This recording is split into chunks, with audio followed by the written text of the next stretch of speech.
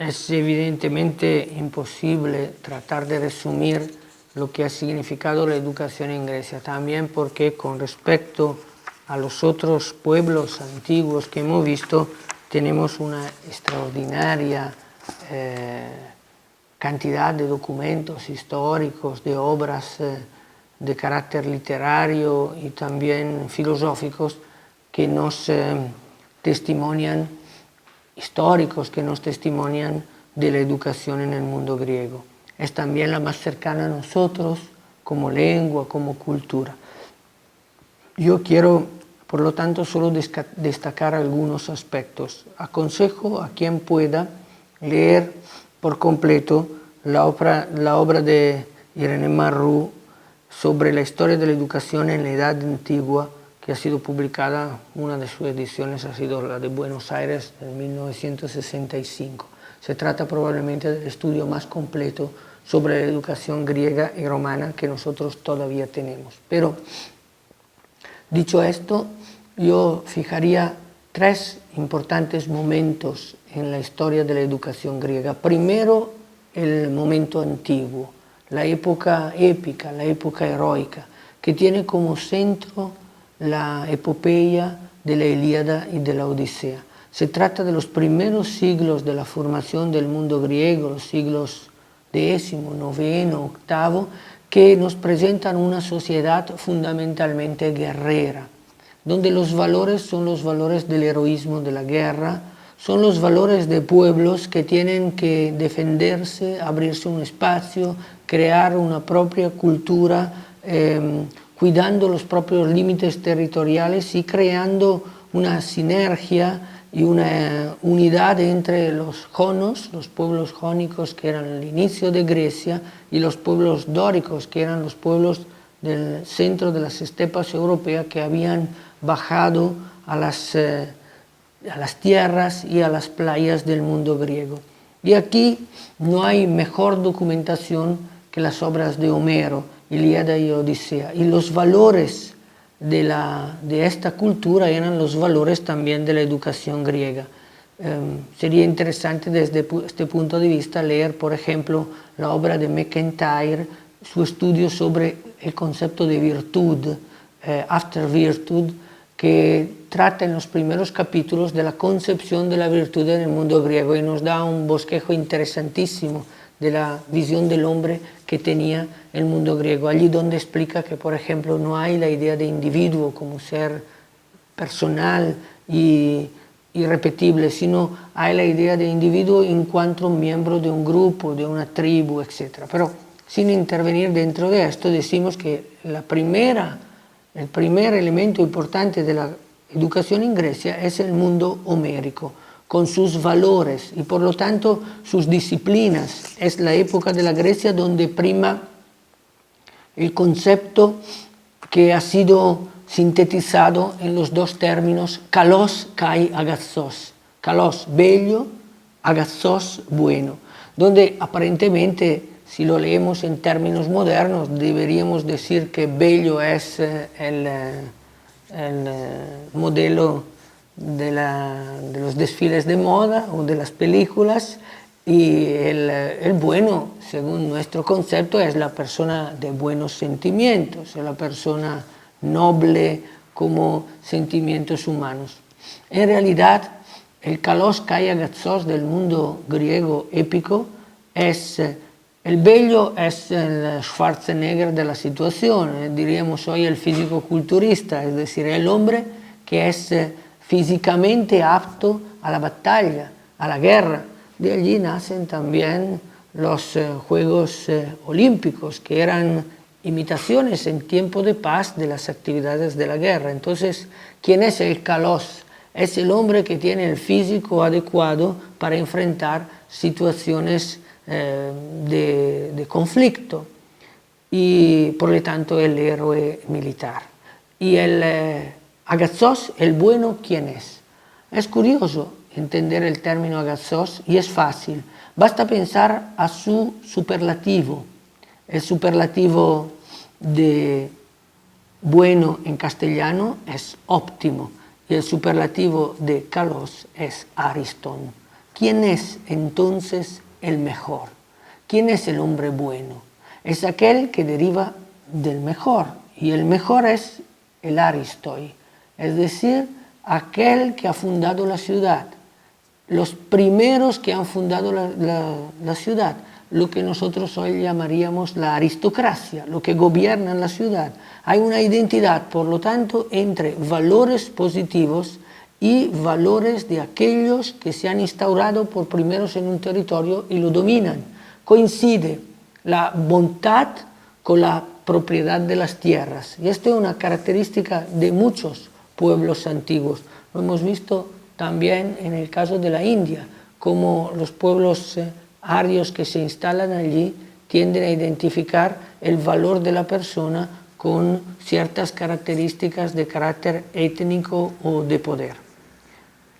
El cambio radical con respecto a estos valores se dará, y esto es el segundo elemento que yo quiero rescatar, se dará con la época de los sofistas y Sócrates. Después de las guerras persianas, si alguien de ustedes puede, vea la película 300, que ha sido rodada hace poco, que tiene poco fundamento histórico, pero nos da la idea un poco de la sociedad espartana. Después de las guerras persianas y en la época de las guerras del Peloponeso, comienzan a reflexionar en el mundo griego y surgir otras figuras, en particular los sofistas y Sócrates. ¿Cuál es el cambio radical que se da con los sofistas y Sócrates? Sobre todo con Sócrates. El que vale no es el kalos kai agazos, no es la fuerza física o la pertenencia a una cierta clase social.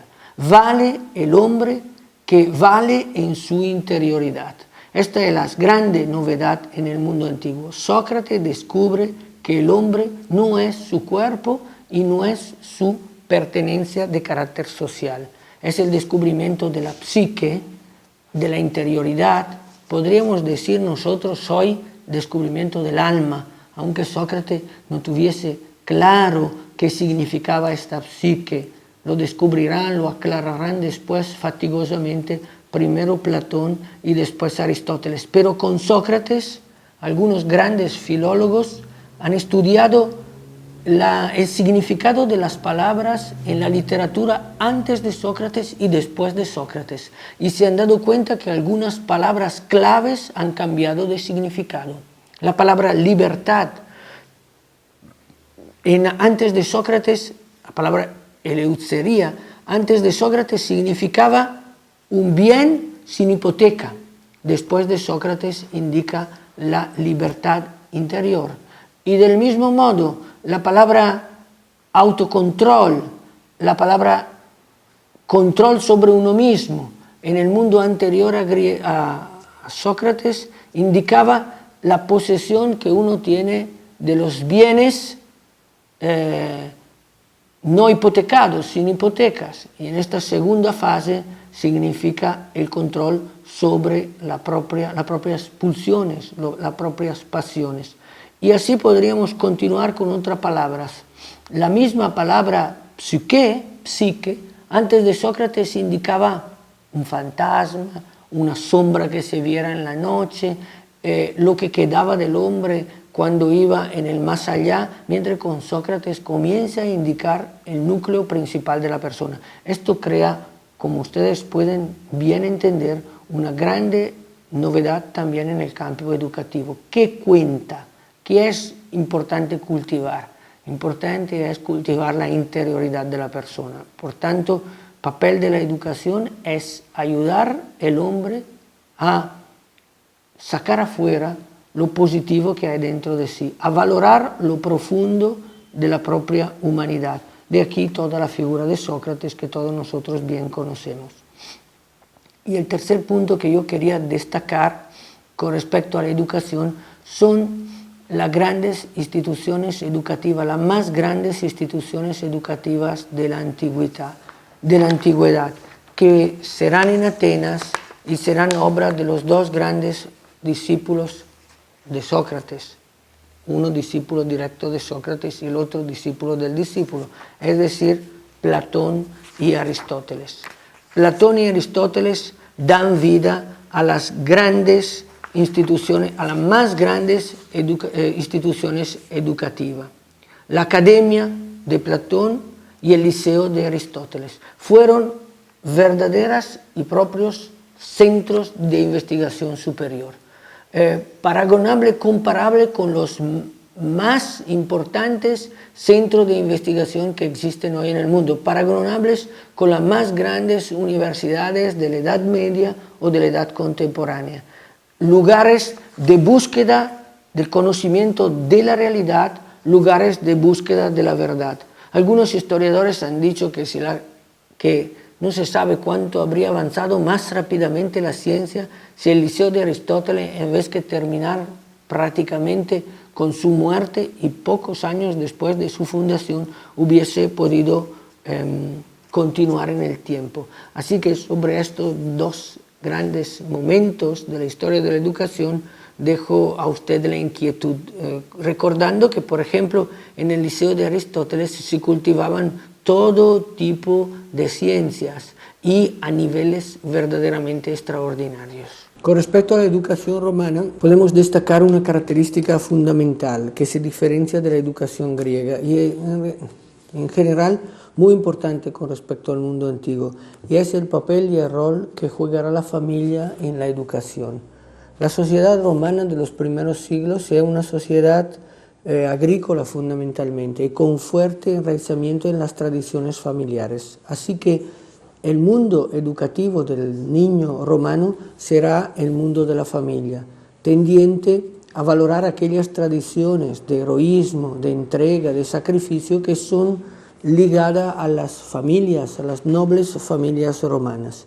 En este sentido también el lugar, el rol que juega la mujer en la familia es particularmente importante. La matrona romana goza en los primeros siglos de la sociedad romana de un respeto particular, de un respeto importante con respecto a la civilización antigua.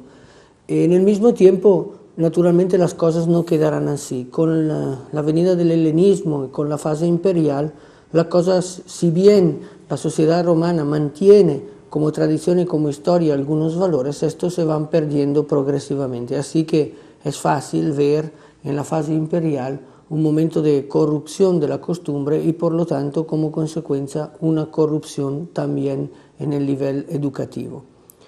Otro factor interesante o característico que podemos tener en la educación romana es el influjo de la segunda lengua, del griego. Y esto es un tema también actual. Hubo discusiones en el mundo romano si el aprendizaje del griego fuese algo positivo o negativo, en el sentido que podía causar un menor conocimiento del latín, de la lengua vernácula. En realidad, el uso de la lengua extranjera del griego fue un aporte a la cultura romana, sobre todo en el campo de la filosofía y de la literatura. Y es un interesante test también por la cultura contemporánea, por nuestros países, donde con facilidad nos encontramos frente a bilingüismos, a situaciones del uso de diferentes lenguas. No necesariamente el uso y la enseñanza de una segunda lengua es un prejuicio por la lengua principal. Con respecto a la educación en la sociedad incaica, naturalmente no me voy a detener sobre este tema, siendo seguramente un tema conocido por la mayoría de ustedes más de lo que lo conozco yo. Voy a resaltar solo dos aspectos que me parecen interesantes. El primero es el aspecto de la formación. En la época del incanato, la formación así dicha informal, la de los pueblos. La mayoría de la formación de los jóvenes era informal y acontecía en los pueblos. Tenía un maestro del pueblo, el atunruna, y se desarrollaba en los ayllus, es decir, en las pequeñas comunidades. En los ayllus, después en las provincias, hasta en los reinos. El tema era una educación de carácter familiar, una educación popular, cuyo objetivo principal era el desarrollo del trabajo y aquellos comportamientos que eran importantes para la sociedad civil, la honestidad, un cierto modo de relacionarse entre las personas, los temas de todo tipo de educación con un corte social moral. Diferente era la educación por lo que respecta a la élite, y esta se desarrollaba en el Cusco. Habían casas de la educación, sea para hombres, para la élite, para los que estaban preparados por el mando, que para las mujeres. Y aquí participaban los hijos de la nobleza cusqueña y también los hijos de la nobleza de privilegio, aquellos que eran los descendientes de los Curaja o de los gobernadores locales que habían sido conquistados por el Inca y que pero recibían una formación adecuada y correspondiente a una educación parecida a la educación del Inca. Naturalmente estamos siempre en un contexto de educación de pueblos antiguos. La característica del método educativo es muy parecida a lo demás. El uso de la fuerza física para obligar a los conocimientos, los castigos físicos, los azotes y en el mismo tiempo el método memorístico. Estas son características comunes a las épocas antiguas. Ahora le vamos a dar el tiempo para poder estudiar el texto y leer las lecturas, luego el trabajo de grupo y como siempre el examen final, el pequeño examen al final de la clase. Como tarea, para la próxima vez le pedimos en manera especial que hagan un trabajo sobre el imperio inca, que la civilización más cercana a ustedes, ¿no? Entonces, para la próxima vez deberían investigar sobre el concepto de persona y virtudes que tenían los incas y comparar con las otras civilizaciones estudiadas en la presente unidad. Luego, le pedimos comentar cuáles aspectos de la educación incaica siguen vigentes en el contexto en el que usted desarrolla su actividad directiva y docente. Siempre necesitamos que ustedes elaboren un informe de máximo 3 páginas y se la envían al tutor virtual. Muchas gracias, buen trabajo y hasta la próxima. Gracias.